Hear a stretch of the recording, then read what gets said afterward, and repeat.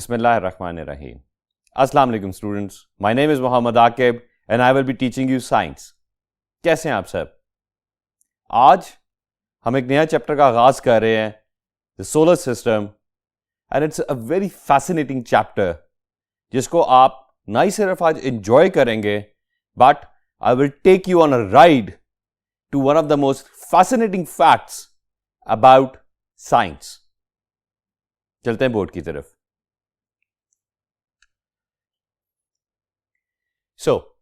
जैसा कि मैंने आपसे कहा कि हम एक नए चैप्टर का आगाज कर रहे हैं. This is chapter number 10, the solar system. आज हम इसके बारे में जो पढ़ने जा रहे हैं, जो सीखने जा रहे हैं, that will make you right now feel, और आपको ये सोचने पे मजबूर कर देगा कि हम कहां पे रहते हैं और हम बेसिकली हमारा जो साइज है, मैं जब प्लैनेट की बात करता हूं, वो कितना सा है when it comes down to and when we talk about the term universe. Universe basically means everything that exists. And that means not only on earth, but beyond that. And when I say beyond that, I have no words to explain to you कि ये universe कितना बड़ा, massive, how huge this universe can be. Our imaginations can only just take it to, let's say, half of it or even just one part of it. और इसको बताते हुए, ये पढ़ाते हुए आपको, और ये जब मैं समझाना चाहूंगा आपको, मैं आपको ये आज सोचने पे मजबूर करना चाहता हूं कि अगर तो यूनिवर्स इतना बड़ा है तो हमारा अल्लाह कितना बड़ा होगा, जिसने हम सबको बनाया, जिसने ये पूरी कायनात, द टर्म यूनिवर्स, बनाई. Look at the board. The universe means everything that exists. यानी कि वो तमाम ऑब्जेक्ट्स, प्लैनेटरी ऑब्जेक्ट्स जो एग्जिस्ट करते हैं, not just Earth, not just our solar system, but in fact galaxies. Scientist ने जो मैथमेटिकल कैलकुलेशंस के बाद, intense, they are huge calculations that have been taking place for over decades, for like 50 years or even centuries. Generations गुजरती गई और इसको calculate करते रहे मैथमेटिकली, और थ्रू ह्यूज टेलीस्कोप्स हम यूनिवर्स को स्टडी करते रहे. This can go back to 2 centuries. हमने इसमें क्या सीखा? साइंटिस्ट ने ये एस्टिमेट किया, ये एग्जैक्ट फिगर नहीं है, इट्स जस्ट एन एस्टिमेट, एक अंदाजा है ये कि यूनिवर्स के अंदर देयर आर 100 बिलियन गैलेक्सीज. ये अंदाजा है, एग्जैक्ट फिगर नहीं है. और उन 100 बिलियन गैलेक्सीज के अंदर there are 100 billion solar systems, stars.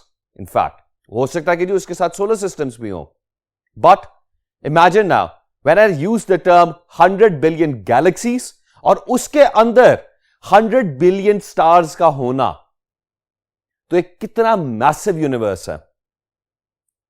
ये इतना मैसिव है that I can not explain it in words. अब आपको एक एग्जांपल देता हूं मैं, एक छोटी सी, so that you can actually now imagine कि हम और हमारे सोलर सिस्टम का इसमें साइज क्या है.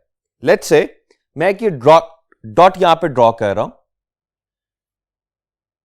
आपको शायद ये विजिबली क्लियर भी ना हो कि मैंने एक डॉट लगाया. नाउ अब ये डॉट है. अब आप इमेजिन कर लें कि इसके सामने आप वर्ल्ड्स टॉलेस्ट बिल्डिंग खड़ी कर दें और एक ये डॉट है. अब ये डॉट रिप्रेजेंट क्या कर रहा है? आपका प्लैनेट. जो मैंने टॉलेस्ट बिल्डिंग आपके सामने खड़ी की है, इसके अंदर, इस डॉट के आगे, वो क्या है?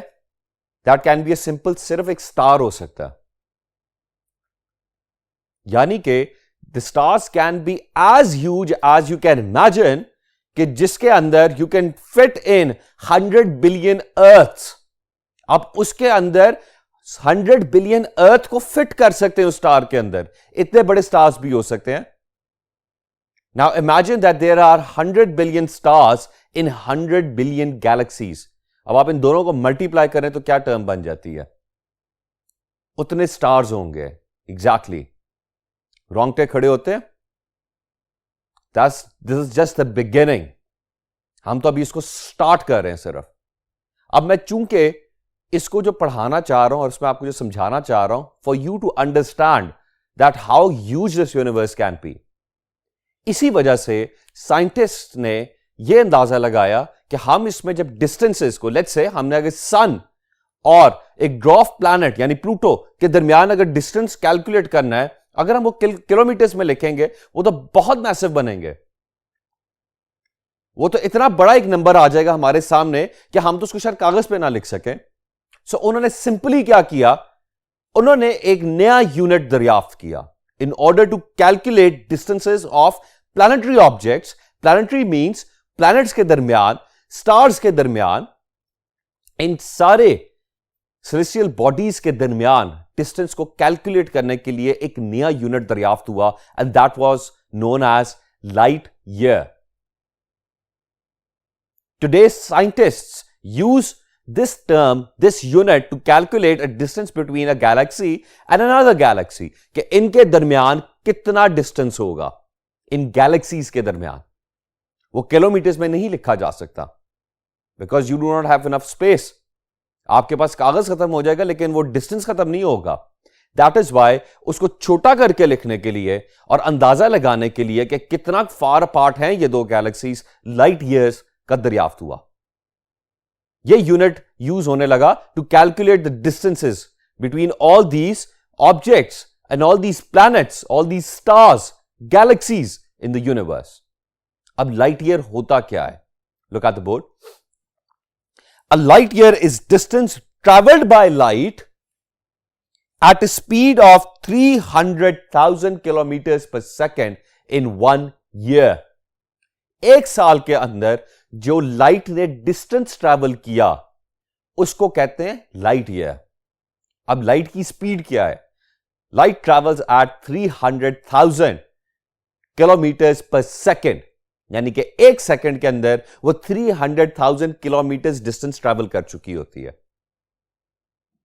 And how intense this speed is, आप खुद अंदाजा लगा सकते हैं कि 300,000 किलोमीटर्स वो एक सेकंड में लाइट ट्रैवल कर रही है. Now let's understand this very term closely. For that let's move to the second board. Now मैंने बिल्कुल टॉप के ऊपर मिल्की वे, जो कि हमारी गैलेक्सी है, हम इसको अपनी गैलेक्सी क्यों कहते हैं? बिकॉज इसके अंदर हमारा सोलर सिस्टम है. हमारा पूरा सोलर सिस्टम इसी गैलेक्सी के अंदर छुपा हुआ है. And it's just like a sand grain in front of N ocean. Sand grain क्या होता है? एक रेत का जर्रा जो कि आपको मिलता है किधर? समंदर के किनारे. वो इस वसी समंदर के सामने हमारा सोलर सिस्टम एक छोटा सा रेत का जर्रा है. इसी तरह से ये गैलेक्सी भी, हमारी मिल्की वे भी हो सकता है there are so many galaxies, उसके सामने एक रेत का जर्रा और बाकी गैलेक्सीज के आगे. मिल्की वे के सबसे करीब तरीन गैलेक्सी, जो हमारी इस मिल्की वे के सबसे करीब तरीन गैलेक्सी है, यानी कि जिसे हम हमसाया कह सकते हैं, जिसे हम नेबर कह सकते हैं, is 2.5 million light years away. अब मैंने आपको क्या बताया था कि लाइट ईयर क्या होता है? कि एक साल के अंदर जो लाइट ने डिस्टेंस ट्रैवल किया किस स्पीड पे? 300,000 किलोमीटर पर सेकंड पे. यानी कि लाइट को 2.5 मिलियन ईयर्स लगे हैं उस गैलेक्सी तक जाने के लिए. किस स्पीड पे? 300,000 किलोमीटर पर सेकंड पे.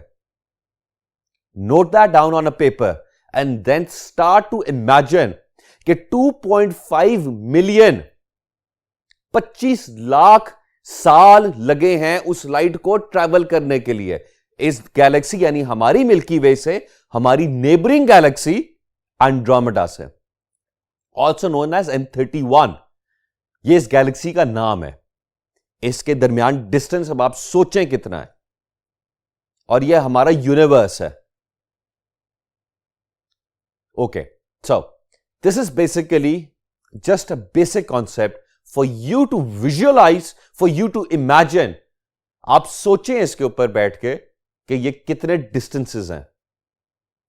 YouTube पे there are many fascinating videos जिसके अंदर वो दिखाते हैं कि अर्थ को अगर हम या अपने मून से कंपेयर करना शुरू करते हैं या प्लूटो से कंपेयर करना शुरू करते हैं to the largest star ever discovered by scientists, कि वो उसका साइज कितना होगा।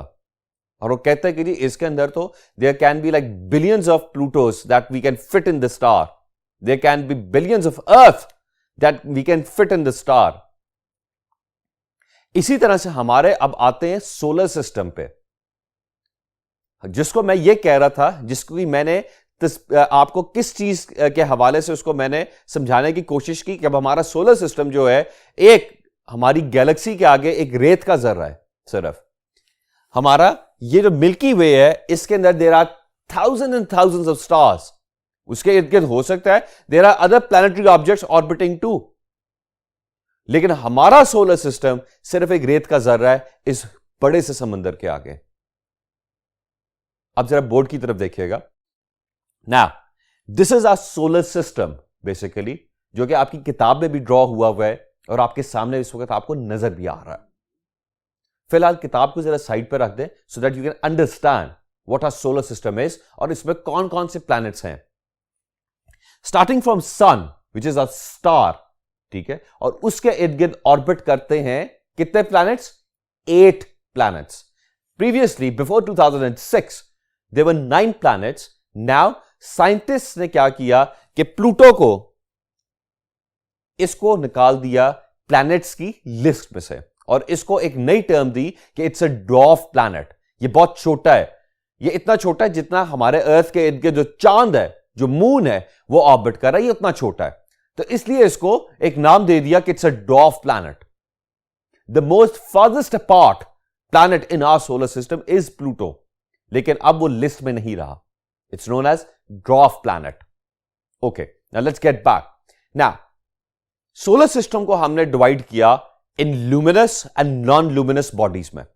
लुमिनस क्या होती है? और हमारे सोलर सिस्टम में there is only one star which is luminous. इसका मतलब यह है कि वो खुद लाइट थ्रो करता है। It's a luminous body, it has its own light. और वो क्या है? हमारा अकलौता स्टार सन। नाउ सन ये कितना बड़ा है? ये इसके सामने मैंने छोटे से डॉट्स इसलिए बनाए सो दैट आपको जरा थोड़ा सा अंदाजा हो कि हम इस सन के आगे एक छोटा सा डॉट है। इनफैक्ट इन रियलिटी क्या होगा कि इतना सा डॉट भी अगर मैं लगा दूं जो कि इस वक्त आपको नजर भी ना आए, एग्जैक्टली हम अर्थ अगर तो सन के ऊपर होता तो आपको शायद नजर भी ना आता कि अर्थ इस वक्त सन के ऊपर है। अब आप अंदाजा लगाएं कि मुझे यहां पे खड़े खड़े अगर मैंने ट्रैवल करना है टू ऑस्ट्रेलिया या मैंने अगर ट्रैवल करना है टू यूएसए, मुझे कितनी देर लगेगी? अगर मैं बाय रोड जाता हूं, एग्जैक्टली डेज एंड नाइट्स। अर्थ कितना बड़ा है? अब आप अंदाजा लगाएं कि ये वही अर्थ है जिसको मैंने एक छोटे से रेत के जर्रे की तरह सामने रख दिया सन के आके। Imagine now how huge a star is. Now look at the board again. Coming back, अब हमारे सोलर सिस्टम में कौन कौन से प्लैनेट्स पाए जाते हैं? Starting off from Mercury, Venus, then comes our planet Earth, उसके बाद मार्स, फिर आता है Jupiter. Now Jupiter is the largest planet in our solar system. उसके बाद Saturn, Uranus, Neptune and last the dwarf planet Pluto. ये आपको याद होने चाहिए कि हमारे सोलर सिस्टम्स में जो प्लैनेट्स हैं उनके क्या क्या नाम है। Now look at the board again. Mars और जुपिटर के दरमियान पाई जाती है एस्टेरॉयड बेल्ट। एस्टेरॉइड्स क्या होते हैं?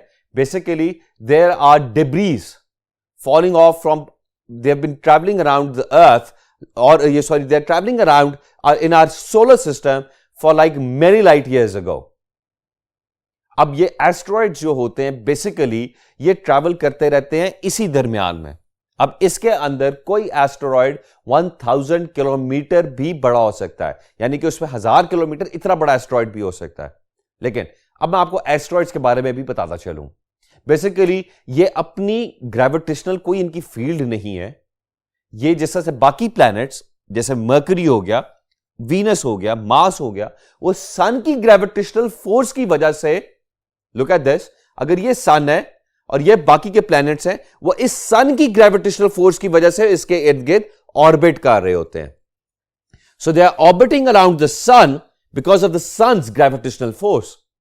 इसी तरह से यह एस्ट्रॉइड बेल्ट भी प्लैनेट्स की ग्रेविटेशनल फोर्स और सन की ग्रेविटेशनल फोर्स की वजह से ऑर्बिट करते रहते हैं. And they do not leave their orbit. खुदा ना खास्ता if an asteroid decides to take एक एडवेंचर पे निकलते हैं, वो हट जाता है अपनी उस ऑर्बिट से, यहां से ऑर्बिट से हट जाता है और वो बाहर आ जाता है. Now this asteroid if hits a planet, then trust me, वो प्लैनेट खत्म हो जाएगा. चाहे वो 2 किलोमीटर बड़ा क्यों ना हो, 3 किलोमीटर बड़ा क्यों ना हो, वो प्लैनेट को खत्म कर देगा. लेट्स से हम अर्थ पे हैं, एक 5 किलोमीटर या 6 किलोमीटर बड़ा एक एस्टेरॉयड आ रहा है अर्थ की तरफ. अब ये अर्थ को खत्म कैसे करेगा? How will it end every living thing on this planet? Reason being, क्योंकि ये आता है, इफ दिस इज अर्थ, तो ये एक स्पीड पे आ रहा है. अब ये स्पीड क्यों है इसके पास? एक तो ग्रेविटी ने इंड्यूस कर दी उसके अंदर एक स्पीड, उसको अट्रैक्ट करना शुरू कर दिया. स्पेस में क्या होता है? There is no air. Air ना होने की वजह से देयर इज जीरो फ्रिक्शन, जिसकी वजह से वो एक बहुत हाई स्पीड पे आके टकराएगा. अब जब वो टकराता है तो it actually emits huge waves. वो सेस्मिक वेव्स होती हैं और क्या करता है कि वो पूरे के पूरे आपके प्लैनेट के ऊपर जाके ट्रैवल करती हैं. वो जितनी जहां जहां ट्रैवल करेंगी वहां पे से लाइफ फॉर्म खत्म हो जाएगी. If let's say it hits N ocean, तो सुनामीज आएंगी. एंड अगेन फर्दर मोर, इसके बाद जो क्लाउड फॉर्म होता है, जो उसके बाद जो आफ्टर इफेक्ट्स और post effects of an asteroid hitting a planet आते हैं, इट एक्चुअली स्टॉप्स सनलाइट. उससे क्या होता है, जब सनलाइट खत्म हो जाती है अर्थ पर, अगर सनलाइट नहीं आएगी तो -50, -200 डिग्री सेल्सियस तक टेम्परेचर्स जाएंगे. उससे क्या होगा? Frozen to death.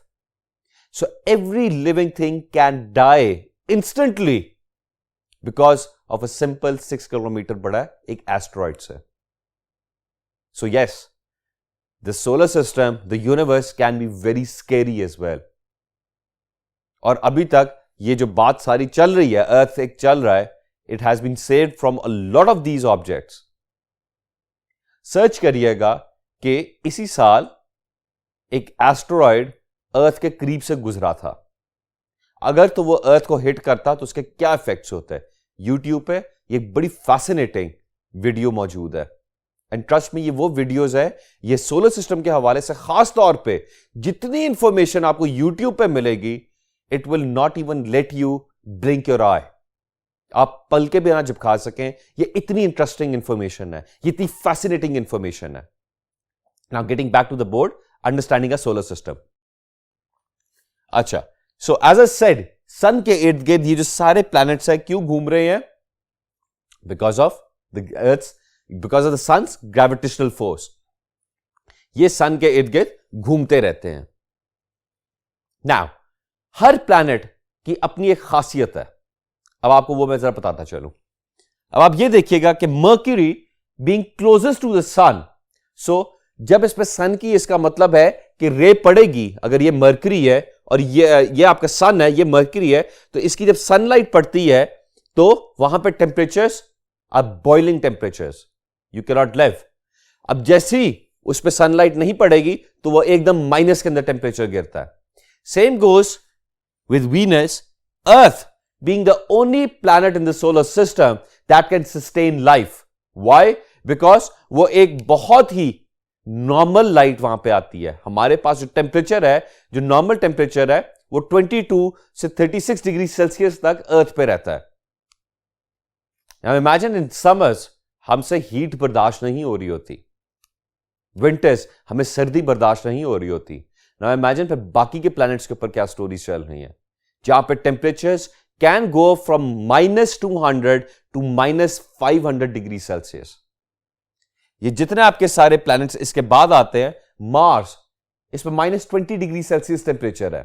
आपकी किताब पे एक पूरे फैक्ट्स एंड फिगर्स का एक पूरा एक डायग्राम बना हुआ है कि मर्क्यूरी सन से कितना दूर है, वीनस सन से कितना दूर है, मार्स सन से कितना दूर है, अर्थ सन से कितना दूर है, इसके डिस्टेंसेस पूरे लिखे हुए हैं। फिर इसके अलावा मर्क्यूरी के कितने स्टार हैं, इसकी कितनी सैटेलाइट्स हैं, सैटेलाइट कहते हैं मून को, इसका जो मून है कितने मून है, वीनस इसका कोई मून नहीं है, अर्थ इसका सिर्फ एक मून है, मार्स 2 है, जुपिटर 20 से ज्यादा मून्स।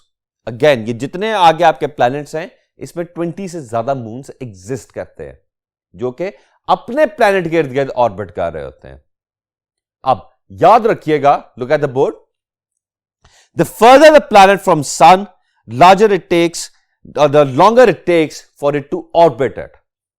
अब अगर तो लेट्स से ये सन है, ये डिस्टेंस आ गया, अब अगर मर्क्यूरी है उसको तो इतना सा टाइम लगेगा, अर्थ है उसको 24 से कितनी देर लगती है उसको। अब अगर तो ये सन है, ये मर्क्यूरी है और ये इसको ट्रैवल करने में कितनी देर लगेगी, less than a year even. क्यों? क्योंकि उसका डिस्टेंस करीब है। सो जितना डिस्टेंस करीब होता जाएगा उतना उसको कम टाइम लगेगा सन को ऑर्बिट करने में। अब जितना डिस्टेंस फार होता जाएगा उसको उतना टाइम लगेगा सन के इर्द गिर्द ऑर्बिट करने में। अर्थ को कितनी देर लगती है, 365 डेज।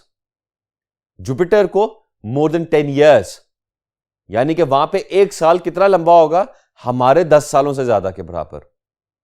यानी कि if I am right now 10 years old, तो बाय द टाइम जुपिटर ने एक ऑर्बिट कंप्लीट किया, यानी कि जुपिटर का एक साल पूरा हो रहा है, मैं शायद 21 या 22 ईयर्स का हो चुका हूंगा। आप भी बहुत बड़े हो चुके होंगे, आप हो सकता है यूनिवर्सिटीज भी ग्रेजुएट कर चुके होंगे, आप आगे you might be earning, you might be working. Jupiter ने सन के इर्द गिर्द एक ऑर्बिट किया। That's how fascinating it is. So now look at the board again. The further the planet from sun, lower the temperature shall be. अब सन से जितना आप दूर जाते जाएंगे उतना टेम्परेचर गिरता जाएगा। जुपिटर की, इससे पहले कि मैं आखिरी बोर्ड की तरफ जाऊं, जुपिटर की मैं आपको एक बड़ी खास एक बात बताता चलूं। टेलीस्कोप से साइंटिस्ट ने जुपिटर के ऊपर इसके बेसिकली लोअर बेल्ट पे यहां पे करके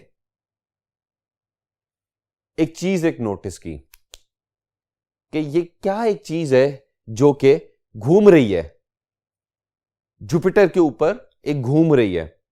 जैसे हरिकेन्स होते हैं उसमें क्लाउड्स गोल गोल घूम रहे होते हैं, इसी तरह से क्या गोल गोल घूम रही है।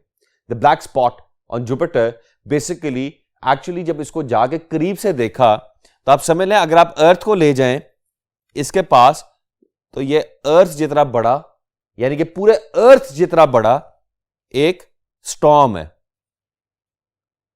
एक तूफान आया हुआ है जो कि कई सदियों से आया हुआ है जुपिटर पे। That's how huge this planet is कि आप अर्थ को ले जाके उस छोटे से ब्लैक स्पॉट पे फिट कर सकते हैं, इतना बड़ा है Jupiter. And it's full of gases, ammonia और आगे बाकी आपकी hydrogen, methane, these gases are very common on all of these planets. ये सारे गैसियस स्टेट के अंदर है, ये गैसेस है। फॉर एग्जाम्पल, यानी कि अगर आप अर्थ के अंदर स्पेस में से छलांग लगाएंगे तो आप कहां पे आएंगे, जमीन पे आके गिरेंगे। लेकिन अगर आप जुपिटर के अंदर छलांग लगाते हैं तो आप हो सकता है कि बाय द टाइम आप उसकी इनर कोर तक पहुंचे, आप वैसे तो खत्म हो चुके होंगे the very second you enter into Jupiter, हमारा बिल्कुल भी नामो निशान नहीं रहेगा। बट लेट्स इमेजिन हमारे पास बड़े स्पेशलाइज्ड किस्म के सूट्स हैं कि वो हर चीज से हमें प्रोटेक्ट कर लेंगे, लेकिन बाय द टाइम आप बीच में पहुंचेंगे तब तक आप फ्रीज भी हो चुके होंगे और वो गैसेस आपको फ्रीज कर चुकी होंगी। इसी तरह से Neptune, these are all planets, they are made up of gases, जो कि किस टेम्परेचर पे, -200 डिग्री सेल्सियस प्लस के ऊपर। चलते हैं आखिरी बोर्ड की तरफ। नाउ रिमेंबर दिस थिंग, क्योंकि यह आपको बहुत आसानी से समझ आ जाएगा कि अर्थ के ऊपर दिन और रात कैसे होती है। हमारे ये जो सीजन्स हैं, समर्स, विंटर्स, ऑटम, स्प्रिंग, ये कैसे आते हैं, क्यों आते हैं, और मून, ये जो लूनर हमारा कैलेंडर है वो कैसे काम करता है। हम इस वक्त चलते हैं जो कि हमारा एक्चुअल कैलेंडर है जिसको हम फॉलो कर रहे हैं, that's according to the sun basically, यानी कि ये सन है, ये अर्थ है। याद रखिएगा अर्थ इस तरह से सीधा नहीं है, ये 23 डिग्री के ऊपर टिल्ट हुआ है। So it's tilted to 23 degrees, that is why इसकी इस टिल्ट होने की वजह से अर्थ के ऊपर बेसिकली ये सारे चारों सीजन्स आते हैं ना। अब सबसे पहले तो समझते हैं कि अर्थ के ऊपर दिन और रात कैसे होती है। अब आप ये देखिएगा, ये अर्थ है, ठीक है। अब ये अपने एक्सिस पे भी रोटेट कर रहा है, अर्थ की अपनी रोटेशन भी है, ये भी गोल गोल घूम रहा है अर्थ भी। इसकी एक रोटेशन को कितनी देर लगती है? Exactly 24 hours. 24 घंटे के अंदर अर्थ एक रोटेशन पूरी करता है। दैट मीन्स इसकी वजह से, इसी तरह से अब ये जो सन है बेसिकली, लेट्स से, अब मैं इसको इस तरह से कर देता हूं अर्थ को। नाउ लेट्स से आप यहां पे हैं और ये सन है, सो इसका मतलब यह हुआ कि इस वक्त जब सन आपकी तरफ फेस कर रहा है तो वहां पे दिन होगा। अब 24 आवर्स के अंदर आपने तो रोटेट कर लिया, ठीक है, ये 12 आवर्स हो गए। अब शाम आ गई, रात आ गई, वापस आए, फिर दोबारा दिन आ गया। दैट इज वाई अर्थ के ऊपर दिन और रात होते हैं, because it's actually right now rotating on its own axis which is 23 degrees के ऊपर टिल्ट हुआ हुआ इस वक्त, और ये रोटेट करता रहता है। अब इसकी रोटेशन की वजह से दिन और रात होती है। Look at the board, sun rays आई, जहां पे सनरेज पड़ रही होती हैं, ठीक है, वहां पे दिन होता है, और बैक साइड पे आपके रात होती है। अब अगेन, अब इसको मैंने एक्सिस से, एक इमेजिनरी एक्सिस है ये एग्जिस्ट नहीं करते, ये एक्सिस कोई एग्जिस्ट नहीं करता, it's just imaginary for us to calculate, for us to understand why the day happens और why the night happens. Now look at the board again, North Pole है, साउथ पोल है। अब इसी तरह से अर्थ जो है वो रोटेट कर रहा है, जहां पे सन पड़ता जाएगा वहां पे रोशनी होती जाएगी। YouTube के ऊपर एक वीडियो जरूर देखिएगा इसके हवाले से, जिसके अंदर सन के साथ साथ अर्थ अपने एक्सिस पे भी रोटेट कर रहा है और सन के इर्द गिर्द भी रोटेट कर रहा है। अब आप देख सकते हैं जब तक अर्थ अपने 24 आवर्स के अंदर एक रोटेशन पूरी करता है, सो हम उस वक्त तक दिन से लेके, यानी कि मैं यहां पे था, this actually marks me on earth, मैं अर्थ के ऊपर हूं। 24 आवर्स के अंदर जैसे जैसे मैं सन से दूर होता जा रहा हूं, अंधेरा होता जा रहा है। 12 आवर्स के बाद मुकम्मल अंधेरा, फिर 12 आवर्स आहिस्ता आहिस्ता रोशनी आने लगी, आती रही एंड दिन आ गया। That is how day and night take place on earth. Now अब इसी तरह से हम समझते हैं कि ये जो सीजन्स हैं, सर्दियां कैसे आती हैं और गर्मियां कैसे आती हैं, और इसके अंदर मैं अब आपको एक और फैसिनेटिंग एक फैक्ट भी बताऊंगा which will actually amaze you, आपको बहुत परेशान कर देगा ये fact. Look at the board, सबसे पहले अगेन एज आई सेड कि अर्थ एक एक्सिस पे टिल्टेड है, ठीक है, ये नॉर्थ पोल है, ये साउथ पोल है। N actually represents north pole and S represents south pole. इसी तरह से अब सन जो है वो क्या एमिट करता है? हीट। सन से क्या निकलती है? हीट निकलती है। अब कौन सा पोल सन के करीब होगा वहां पे टेम्परेचर ज्यादा होगा, वहां गर्मी ज्यादा पड़ने लगेगी। इसी तरह से हम जिस वक्त यहां पे हैं, let's say we lie over here, जब अर्थ हाफ ईयर यानी कि 365 के हाफ टाइम के ऊपर यहां पे आ जाता है, तो उस वक्त तक समर्स चल रही होती हैं। अब जैसे जैसे ये अपनी रोटेशन पूरी करता जाएगा, ये इसका ऑर्बिट है, ये घूम रहा है सन के इर्द गिर्द, ठीक है। ये जैसे जैसे यहां पे आएगा और आगे विंटर्स के अंदर क्या होता है, अब वो चूंकि सन ये है और अर्थ ये है अब वो सन से दूर हो गए हैं हम, इसलिए यहां पे विंटर्स आ गई हैं। हम जैसे जैसे सन के करीब आ गए हैं, ठीक है, उस वक्त क्या आएगा, समर्स आएंगी। इसी वजह से ये सारे सीजन्स टेक प्लेस करते हैं ना। इसी तरह से हमारा जो लूनर कैलेंडर है वो भी करता है, जिसको एटलीस्ट 27 टू 28 डेज लगते हैं अपना ऑर्बिट सन के इर्द, ये अपना ऑर्बिट हमारे अर्थ के इर्द गिर्द पूरा करने में। मून को एटलीस्ट 28 टू 29 डेज लगते हैं अर्थ के इर्द गिर्द ऑर्बिट करने में।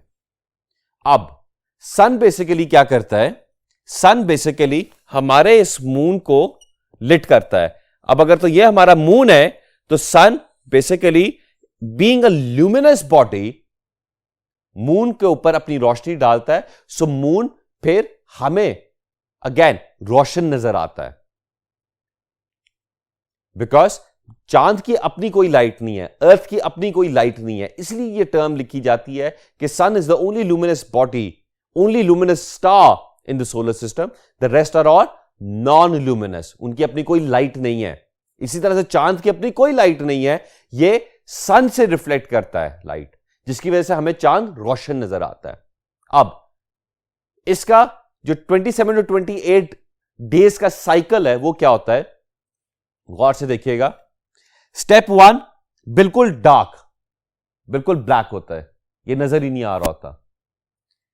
2 अब आहिस्ता आहिस्ता सन की रोशनी पड़ना शुरू हुई, ठीक है, आपको more than half of it is covered in black, whereas the rest is थोड़ा सा लाइट नजर आया, यानी कि आपको एक सिर्फ जो नजर आ रहा होता है वो एक क्रिसेंट नजर आ रहा होता है। इसी तरह से जैसे जैसे लाइट पड़ती गई ये क्रिसेंट बड़ा होता गया, और फिर क्या हुआ, आपको फुल मून नजर आता है जाके ऑलमोस्ट ऑन द 14th और द 13th, 14th और द 15th डे। महीने के अंदर हमें 13, 14 या 15 इस दिनों के अंदर हमें मून फुल नजर आता है।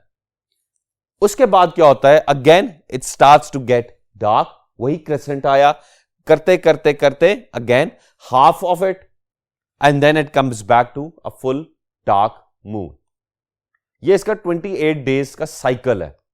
जैसे जैसे इस पे सन पड़ता रहता है, अब इसकी मिसाल अब आपको मैं कैसे दे सकता हूं, हम सबसे ज्यादा बड़ा फॉलो करते हैं मून को रमजान के महीने में, मुहर्रम के महीने में, सफर के महीने में। ये जितने हम basically all of us basically follow the lunar calendar.